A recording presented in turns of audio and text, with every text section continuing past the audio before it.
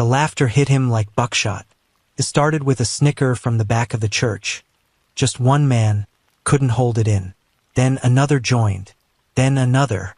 Within seconds, the whole congregation was roaring, slapping their knees, wiping tears from their eyes like they just heard the funniest joke ever told west of the Mississippi.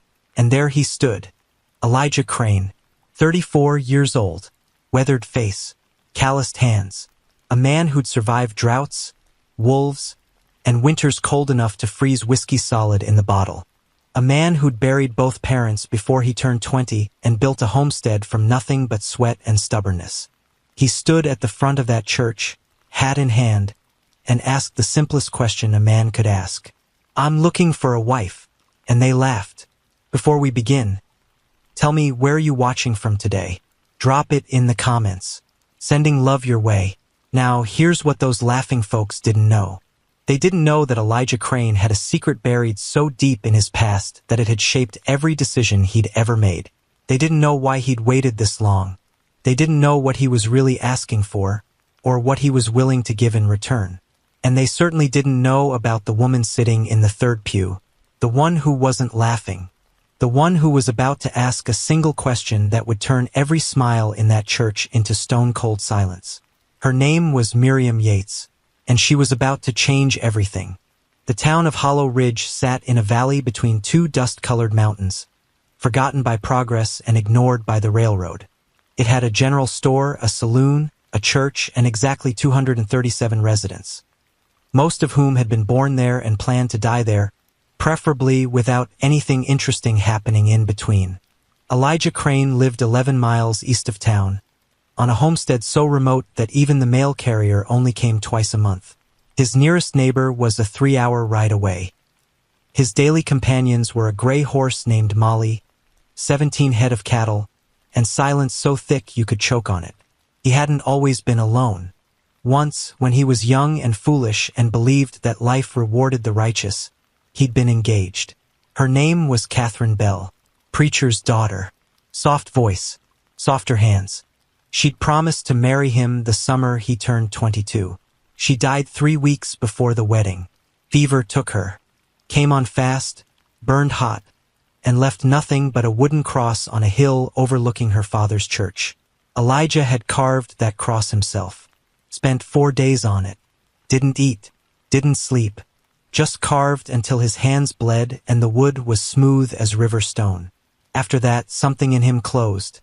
He stopped going to town, stopped talking to people, built his homestead farther and farther from the world, like he was trying to outrun something that couldn't be outrun. Years passed. His hair grew gray at the temples.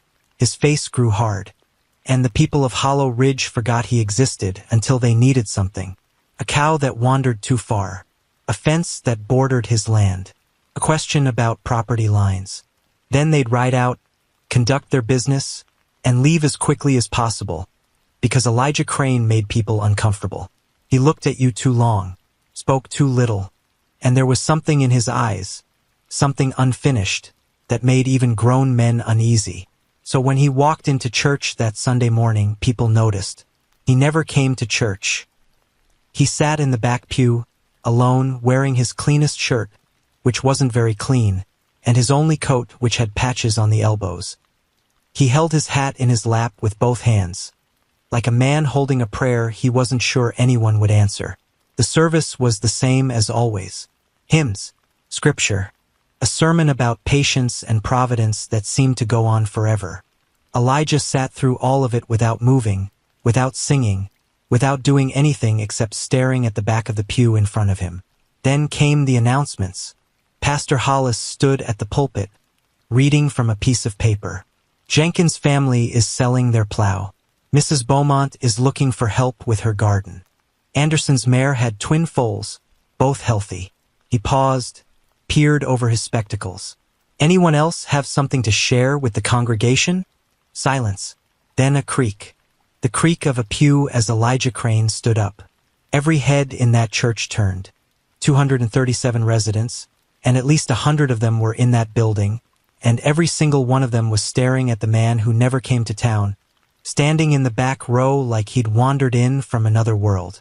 "I'm looking for a wife."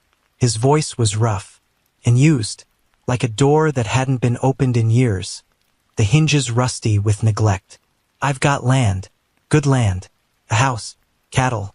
I can provide." He swallowed, his Adam's apple bobbing in his throat. "I'm asking if any woman here would consider marrying me." The silence lasted 3 seconds. Then it shattered. The laughter started with Harold Benson, the town drunk, who never took anything seriously. But it spread like wildfire through dry grass, jumping from pew to pew until the whole church was filled with the sound of ridicule. "Elijah Crane wants a wife," someone shouted. "Better check if he's still alive first. Thought he was a ghost. What woman would want to live way out there? You'd have to be crazy."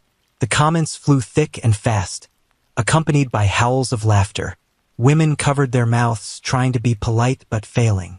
Men slapped each other's backs like they'd just witnessed the greatest joke of their lives. And Elijah stood there. He didn't move, didn't flinch, just stood there with his hat in his hands, his face a mask of stone, while the town that had forgotten him remembered him just long enough to humiliate him. Pastor Hollis tried to restore order. Now, let's settle down." But no one listened. The laughter continued, rolling through the wooden pews like thunder through a canyon. It bounced off the walls, filled every corner, pressed against Elijah's chest like a physical weight, and still he didn't move, because he'd expected this. Deep down, in the part of himself he rarely visited, he'd known this would happen. Known they would laugh. Known they would mock him. He'd prepared himself for it, built walls around his heart thick enough to withstand anything. Or so he thought. What he hadn't prepared for was the way his hands started shaking, the way his throat closed up, the way the laughter seemed to drill into his skull, finding every insecurity he'd ever hidden, every wound he'd never healed. He thought of Catherine.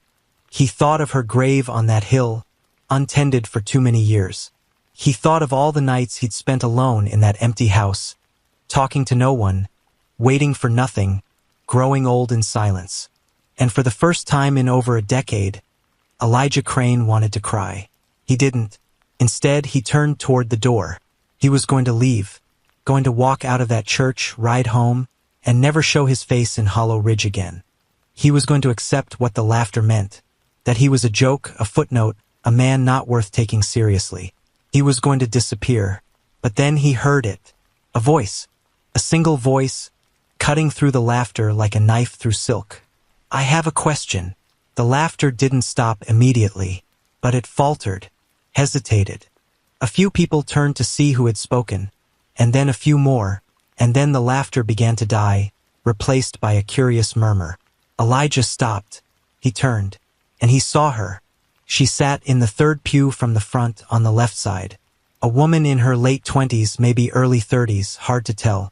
She had dark hair pulled back in a practical braid, a face that might have been pretty if it weren't so serious, and eyes that seemed to look right through everything they saw. She wasn't laughing. She wasn't even smiling. She was staring directly at Elijah, and there was something in her expression that he couldn't quite read. Interest, curiosity, challenge? "I have a question," she repeated, and this time the church fell completely silent. Pastor Hollis cleared his throat. "Miss Yates, perhaps this isn't." "It's a simple question, Pastor." She stood up, smoothing her skirt with practiced hands. "For Mr. Crane."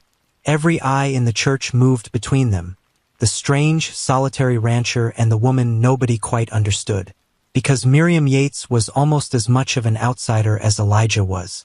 She'd arrived in Hollow Ridge 3 years ago, alone, and had never explained where she came from or why. She worked as a seamstress, lived in a small room above the general store, kept to herself. Some people said she was running from something. Others said she was waiting for something. Nobody knew which. Now she stood in that church, facing Elijah Crane, and asked the question that would change both their lives. "Why?" That was all she said. Just one word. "Why?" The silence in that church was absolute. Not the comfortable silence of contentment, but the tense, breathless silence of anticipation. Every person in that building was leaning forward, waiting to hear what Elijah Crane would say to this strange woman with her strange question. Such a simple word. Such an impossible question. Why was he looking for a wife? Why now, after all these years? Why had he walked into this church, knowing they would mock him, and asked anyway? Elijah looked at Miriam Yates. She stood perfectly still, her hands folded in front of her, her eyes fixed on his face. There was no judgment in her expression, no mockery, just patient, unflinching curiosity. She actually wanted to know, and something in Elijah cracked. Not broke, not shattered, just cracked. A tiny fissure in the wall he built around himself, letting in light he hadn't felt in years. "Because I'm dying." The words came out before he could stop them. A gasp rippled through the congregation. Even Pastor Hollis looked stunned. But Miriam didn't react at all. She just stood there, waiting, like she'd known he wasn't finished. "Not today," Elijah continued, his voice rough. "Maybe not tomorrow, but soon. Doc Morrison says I've got a year. Maybe 2 if I'm lucky." He laughed, but there was no humor in it. "I've never been lucky." He took a breath. "I've spent my whole life alone. Told myself I didn't need anyone. Told myself I was better off that way. But now," he swallowed hard, "now I'm staring down the end, and I realize I've been lying to myself. I don't want to die alone. I don't want to be buried on that hill with nobody to remember I existed." His hands were shaking again. He couldn't stop them. "I'm not asking for love. I know that's too much to ask. I'm asking for company. For someone to talk to at the end of the day. For someone who'll remember my name after I'm gone." He looked around the church at all the faces that had been laughing moments ago. "That's all I wanted. That's why I asked." The silence stretched. No one knew what to say. The laughter had died completely, replaced by an awkward discomfort that hung in the air like smoke. People avoided Elijah's eyes, stared at their hands, shifted in their seats. They were ashamed, but Miriam Yates wasn't finished. "What killed you?" she asked. Elijah blinked. "What? You said you're dying. What's killing you?" "I don't." He stopped, thought about it. "Doc says it's my lungs. Something growing inside them. He's seen it before." Miriam nodded slowly, like this confirmed something she'd already suspected. Then she asked another question, and this one was even stranger. "What was her name?" Elijah felt the blood drain from his face. "I don't know what the woman you lost." Miriam's voice was gentle now, but still firm. "The one who made you close yourself off from the world. The one you've been grieving for all these years." She tilted her head slightly. What was her name? How did she know? How could she possibly know? Elijah stared at her, his heart pounding, and realized that this woman, this stranger, saw him more clearly than anyone had in years. Saw past the walls, past the silence, past all the defenses he'd built. "Catherine," he whispered. Her name was Catherine. Miriam nodded again. Then she turned to face the congregation. "You all laughed at this man," she said, and her voice rang through the church like a bell. "You laughed at a dying man who came here to ask for help, who came here to ask for human kindness. And you laughed at him." She paused, letting the words sink in. "What does that say about you? What does that say about this town?" No one answered. "I've been in Hollow Ridge for 3 years," Miriam continued. 3 years, and not one of you has ever asked where I came from. Not one of you has ever asked what I'm running from. You've been too busy with your gossip, your judgment, your comfortable little lives." Her eyes swept the room. "Well, I'm done waiting for you to be better. I'm done waiting for kindness that never comes." She turned back to Elijah. "I'll do it." The words hung in the air. "I'll marry you, Mr. Crane." 3 days later, they were married. The ceremony was brief, perfunctory, witnessed only by Pastor Hollis and his wife. No flowers, no music, no guests beyond those required by law. Miriam wore her best dress, a faded blue thing she'd sewn herself, and Elijah wore the same coat he'd worn to church. When Pastor Hollis pronounced them man and wife, neither of them smiled. This wasn't a love story. Not yet. They rode out to Elijah's homestead in his wagon, the 11 miles stretching out before them like a sentence yet to be completed. The land grew wilder as they went, the last signs of civilization falling away behind them until there was nothing but endless plains, distant mountains, and sky so big it seemed to swallow everything beneath it. They didn't speak for the first hour. Miriam sat beside Elijah on the wagon bench, her hands folded in her lap, her eyes fixed on the horizon. She hadn't brought much: one trunk, one bag, and the clothes on her back. Everything she owned in the world, contained in 2 pieces of luggage. What was she running from? Elijah wondered. What secret was buried in that trunk? But he didn't ask. Instead, he focused on the road, on the rhythm of Molly's hooves against the packed earth, on the sun climbing toward noon. The silence between them wasn't uncomfortable. Exactly. It was more like the silence between 2 strangers on a train, the acknowledgement that they were sharing space without obligation to share anything else. Finally, Miriam spoke. "Tell me about her." Elijah's hands tightened on the reins. "About who?" "Catherine." He didn't answer for a long moment. The wagon wheels creaked. Molly snorted. A hawk circled overhead, riding the thermals. "She was kind," he said finally. "Kinder than anyone I've ever known. She used to bring food to the sick, even when her father told her not to. Said it was her Christian duty." He paused. "I think she actually believed that people were worth saving. And you?" "I believed in her." Miriam was quiet, absorbing this. "How did you meet?" "Church social. I was 19, she was 17. She walked up to me. This awkward, gangly kid who didn't know what to do with his hands. And she said, 'You look like you need a friend.' Just like that. No pretense. No games." He shook his head. "I'd never met anyone like her. What happened after she died?" "I stopped believing." The words came out flat, final, like a door closing on a room that would never be opened again. "In God. In everything." Miriam didn't push further. She just turned back to the horizon, her profile sharp against the bright sky. They traveled in silence for another hour. The homestead appeared gradually, rising out of the landscape like a ship emerging from fog. First the roof, then the walls, then the barn, the corral, the windmill spinning slowly in the dry wind. It was bigger than Miriam had expected. 2 stories, wooden construction, weathered but solid. A porch that ran the length of the front with 2 rocking chairs that had clearly never been used. A garden that had gone to seed. A well with a hand pump. "It's beautiful," she said. Elijah looked at her, surprised. "Most people think it's lonely. Most people are afraid of quiet."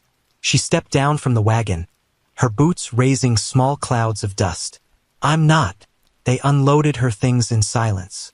Elijah showed her to a room on the 2nd floor, the room that had been intended for Catherine all those years ago. It had a bed, a dresser, a window that looked out over the plains. Clean but unlived in. "You'll be comfortable here," he said. "Thank you." He nodded once, then turned to leave. "Elijah." He stopped in the doorway. "I'm going to ask you something," Miriam said. "And I need you to tell me the truth." He waited. "When you asked for a wife, were you looking for a caretaker? Someone to nurse you through your dying days?" He turned to face her. "No." "Then what were you looking for?" He thought about the question, really thought about it, and he realized that he didn't have a clear answer. He told himself he didn't want to die alone. But was that really it? Was that the whole truth? "I think," he said slowly, "I was looking for a reason not to be angry anymore." Miriam's expression softened. "Angry at what?" "Everything." He looked away. "God, the world, Catherine for dying, myself for surviving." He met her eyes again. "I've been angry for 12 years, Miriam, and I'm tired." 6 weeks passed. They fell into a rhythm, the 2 of them like 2 gears slowly learning to turn together. Miriam cooked. Elijah worked the land. They ate dinner together every evening, talking about small things, the weather, the cattle, the repairs that needed doing. Safe subjects.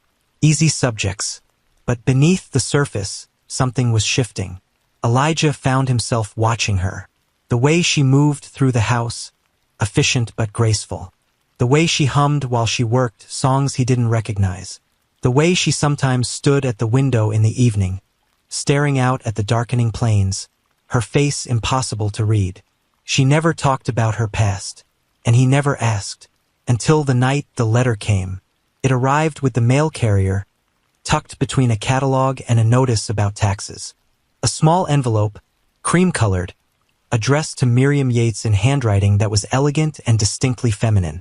No return address. Miriam's face went white when she saw it. She took the letter without a word, retreated to her room, and didn't come down for the rest of the evening.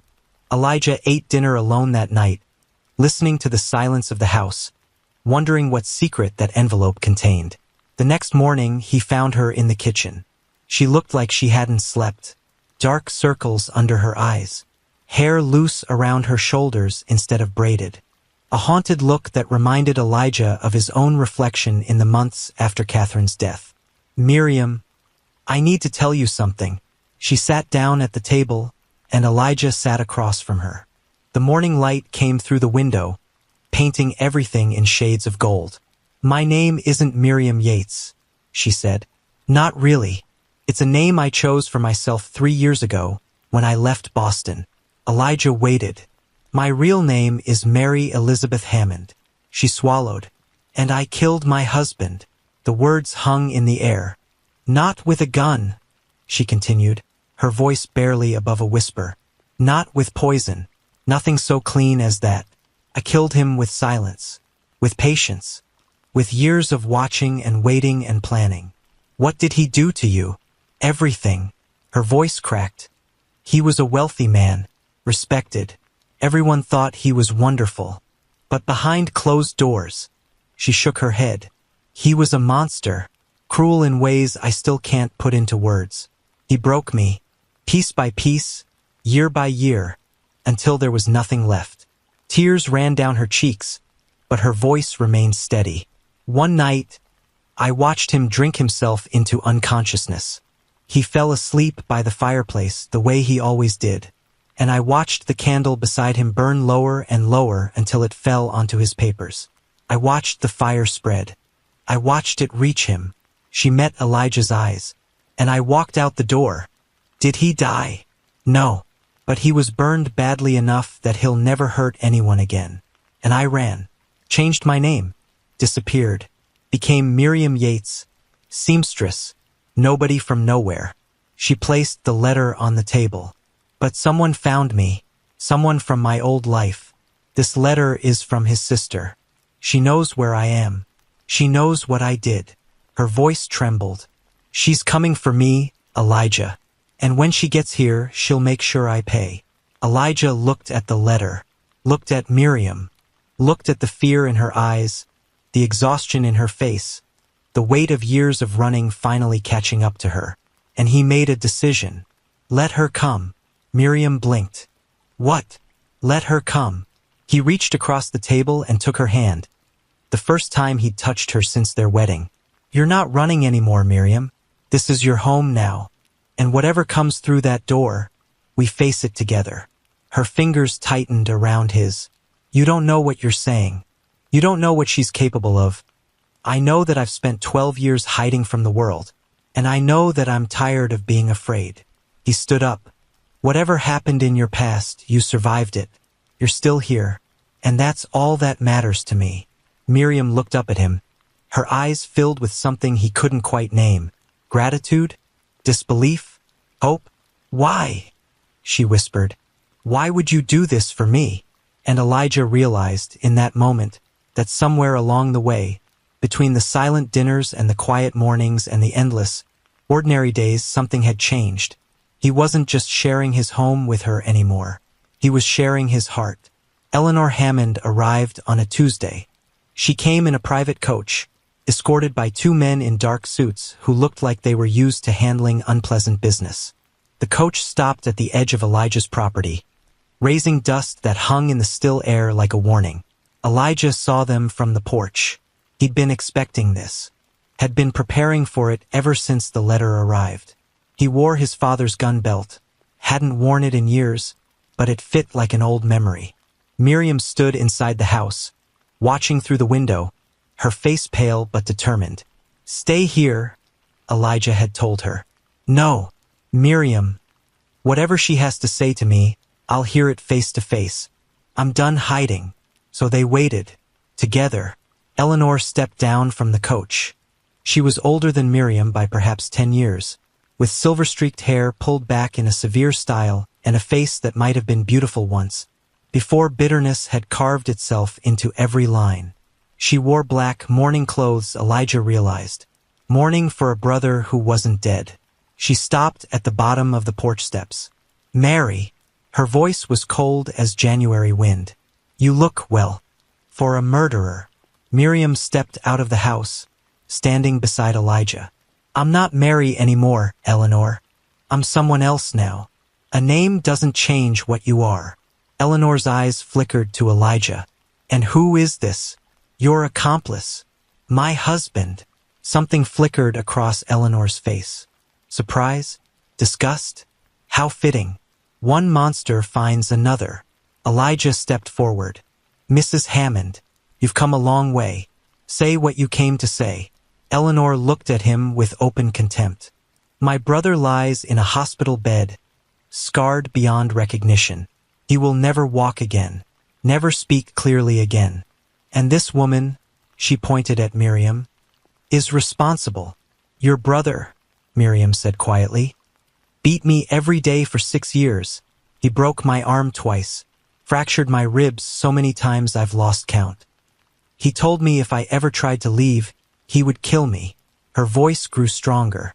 "I didn't kill him, Eleanor, but I'm not sorry he's suffering. You'll hang for this." "No," Miriam shook her head. "I won't. There's no evidence. No witnesses. Nothing but your suspicion and your rage." Eleanor's face twisted. "You think that matters? You think I need a court to punish you? I have money, influence. I can make your life a living hell. You can try." Elijah's voice cut through the air like a blade. "But let me tell you something, Mrs. Hammond." He descended the porch steps slowly, stopping 3 feet from Eleanor. "I've spent my whole life being afraid. Afraid of loss. Afraid of connection. Afraid of caring about anything, because everything I've ever loved has been taken from me." He looked back at Miriam. "But I'm not afraid anymore, and I'm not going to let you take one more thing from someone I care about." Eleanor stared at him. "You'd protect her? Knowing what she's done? I know what she survived, and I know what your brother did to her. So yes, I'd protect her with my last breath." For a long moment no one moved. Then Eleanor laughed. A bitter, broken sound. "You're both mad." "Maybe," Elijah shrugged. "But we're alive, and we're together. And whatever happens next, we'll face it standing side by side." He gestured toward the road. "Go home, Mrs. Hammond. Go back to Boston. Take care of your brother. Live your life. But leave us alone." Eleanor looked between them, her mouth working like she wanted to say something else. But something in Elijah's eyes, or maybe something in Miriam's steady gaze, stopped her. Without another word, she turned. She climbed back into the coach, and she left. Elijah didn't die that year, or the next. Doc Morrison couldn't explain it. The shadow on his lungs, the thing that had been killing him, had stopped growing. It hadn't disappeared, but it had frozen, suspended like winter ice that never quite melts. Some days he felt weak. Some days he coughed until his chest ached. But he kept going. He had a reason to. Miriam, he still called her that even after he learned her real name, changed the homestead. She planted flowers in the neglected garden, mended the curtains, brought life into rooms that had been empty too long. And slowly, piece by piece, she brought life back into Elijah himself. They never had a dramatic declaration of love. No passionate speeches. No grand gestures. But every evening, they sat on those porch chairs, the ones that had never been used, and watched the sun go down. They talked about small things. Sometimes they didn't talk at all. They just sat together in the vast and endless quiet. One evening, as the sky turned from gold to purple, Miriam asked him a question. Do you still think about her? Catherine? Elijah was quiet for a moment. Sometimes, he admitted. But not the way I used to. I used to think about her with pain, with anger. Now I think about her with gratitude. For what she taught me, for who she helped me become. He looked at Miriam. She would have liked you. Miriam smiled. A rare, genuine smile that transformed her whole face. I hope so. They sat in silence as the stars appeared, one by one, scattered across the darkness like promises. Elijah. Thank you. For not making me run anymore. He reached over and took her hand. Thank you for giving me a reason to stay. And there, on that porch, in the middle of nowhere, two broken people found something they'd both stopped believing in. Not a fairy tale. Not a perfect ending. Just peace. Just companionship. Just love, quiet and steady and real. The town of Hollow Ridge had laughed when Elijah Crane asked for a wife. But Elijah Crane had the last laugh after all. Because in the end, it wasn't about what you asked for. It was about being brave enough to ask.